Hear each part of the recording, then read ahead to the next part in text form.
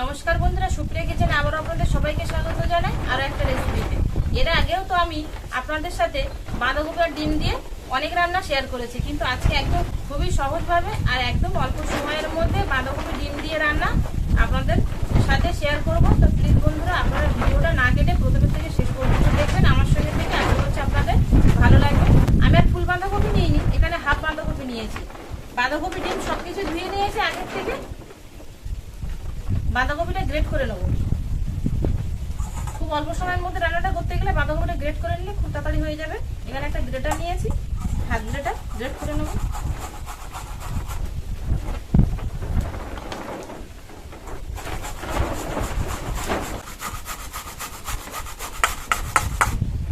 দেখুন গ্রেট করছি তো একদম কিন্তু এরকম ঝুড়ি ঝুড়ি হয়ে যাচ্ছে।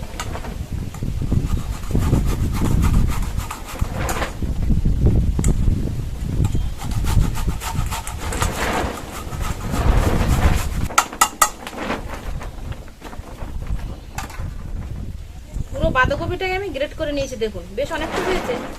এবার এর মধ্যে লবণ দিয়ে দেবো 2 চিমটি মতো, দিয়ে মিশিয়ে রেখে দেবো। তাহলে কি হবে, বাঁধাকপির যে জলটা বেরোয় না, সেই জলটা বেরিয়ে যাবে, আর সঙ্গে বাঁধাকপির যে একটা বাজে গন্ধ আছে সেই গন্ধটাও কিন্তু চলে যাবে। বাইরে দেখুন হঠাৎ কিরকম বৃষ্টি চলে আসলো, হাওয়া হচ্ছিল তখন।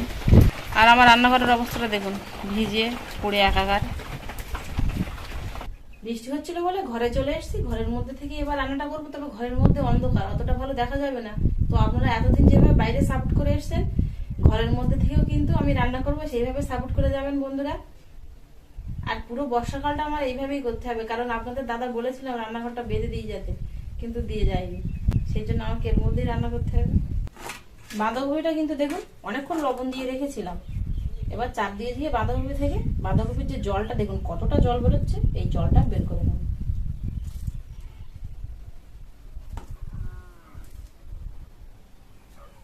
আলাদা পাত্রে নিয়ে নেব।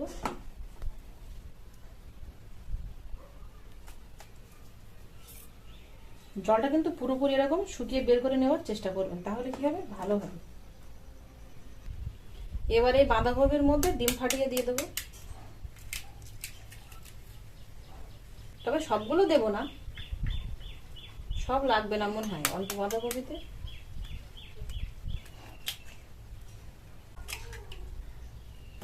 তিনটে দিয়েছি।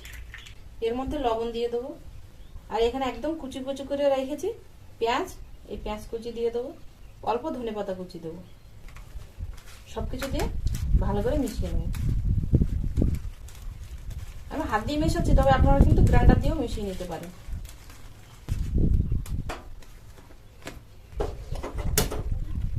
গরম কড়ায় অল্প তেল দিয়ে দেবো, একেবারে খুব বেশি দেবো না। আমি সাদা তেলে রান্নাটা করছি, তবে আপনারা কিন্তু সরষের তেলেও রান্নাটা করতে পারেন। এবার ডিম মাখানো বাঁধাকপিটা দিয়ে দেবো।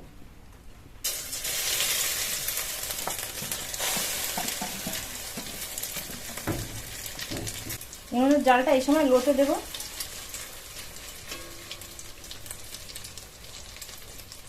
ঠিক একটা গোল শেপে দিয়ে দেবো। চাপা দিয়ে দেবো 2-3 মিনিটের জন্য। লোটু মাঝারিতে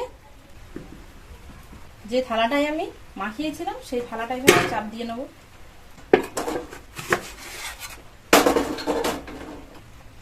উল্টিয়ে নিয়েছি। এবার এটাকে আবার আমি কড়াতে দিয়ে দেবো।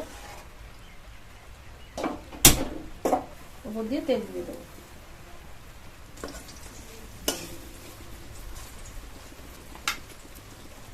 দু মিনিটের জন্য চাপা দিয়ে দেবো।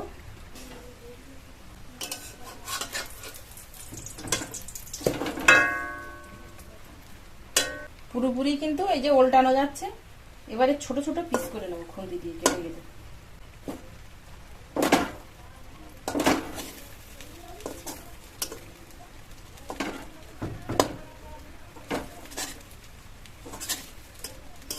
দেখো ঠিক এরকম ছোট ছোট পিস করেছি।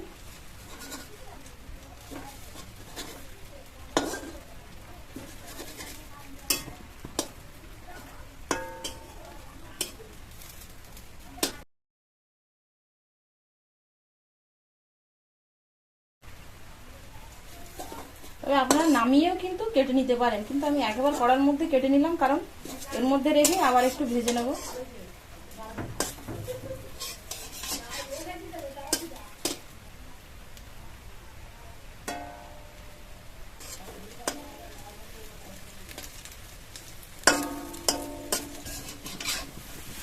এরকম লাল করে ভেজে নিয়েছি, তুলে নেব। এর মধ্যে একেবারে তেল দিয়ে আলুগুলো ভেজে নেব। আলুগুলো আগের থেকে ছোট ছোট করে কেটে নিয়েছিলাম। এই যে শুধু বাঁধাকপিটা আমি ডিম দিয়ে ভাজলাম, এটা কিন্তু আপনারা শুধু ভাতের সঙ্গেও খেতে পারেন। ডালের ভাতে এরকম ভাবে ডিম আর বাঁধাকপি ভাজা খেতে পারেন, দেখবেন দারুণ লাগে খেতে। আলুটা কিন্তু এরকমই লাল করে ভেজে নিয়েছি, আর আলুটা কিন্তু 50 থেকে 60% দেখুন এরকম সেদ্ধ হয়ে গেছে। এই যে তার থেকেও বেশি হয়ে গেছে। এবার তুলে নেব।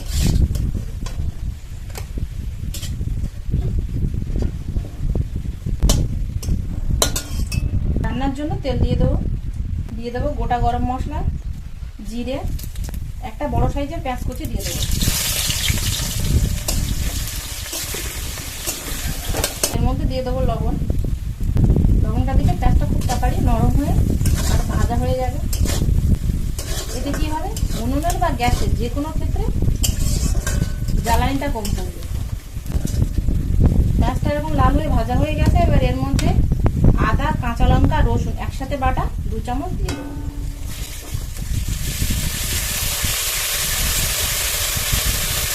এবার দিয়ে দেবো 2টো ছোট সাইজের টমেটো কুচি।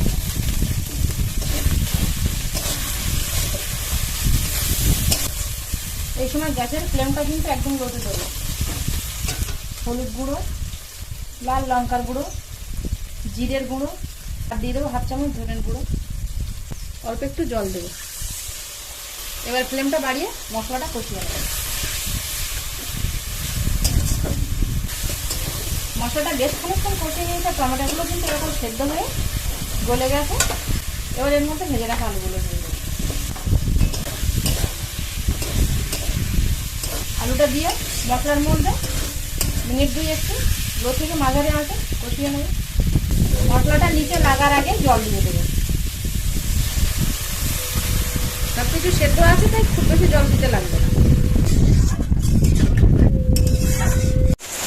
দেখুন বাইরে এখনো এরকম কুমকুম করে বৃষ্টি হচ্ছে।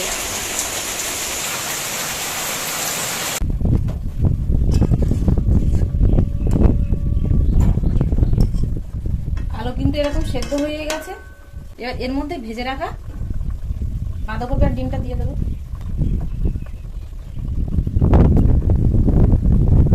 এখানে একটা কথা আপনাদের বলে দিই, আমি এর মধ্যে কিন্তু শুধু বাঁধাকপি ডিম দিয়েছি, তাই একটু হালকা এরকম নরম আছে। তবে আপনারা চাইলে এর মধ্যে 2 চামচ মতো ময়দা দিতে পারেন, তাহলে কি হবে, একটু শক্ত হয়ে যাবে,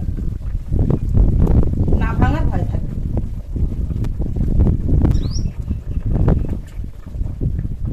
ডিমগুলো দিয়ে এর মধ্যে 2 চামচ মতো চিনি দিয়ে দেবো। রান্নাটা হয়েই গেছে। ডিমগুলো দেওয়ার পরে কিন্তু আমি প্রায় মিনিট 2 ফুটিয়ে নিয়েছি। আর দেখুন ডিমগুলো, বাঁধাকপি আর ডিম সেইভাবে আছে। আর দেখুন রান্নাটা কতটা সুন্দর হয়েছে। আপনারা তো প্লেন বাঁধাকপি খান কিংবা ডিম খান, কিন্তু একবার এইভাবে ডিম আর বাঁধাকপি সিম্পল রান্না করে খেয়ে দেখবেন। আশা করছি আপনাদের অবশ্যই ভালো লাগবে। এখানে দেখুন একটু গরম মশলা নিয়েছি শাহি, অল্প একটু দিয়ে দেবো।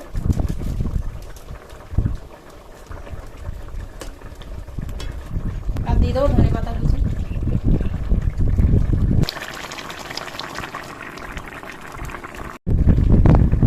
রান্নাটা হয়ে গেছে, গ্যাসটা অফ করে দেবো।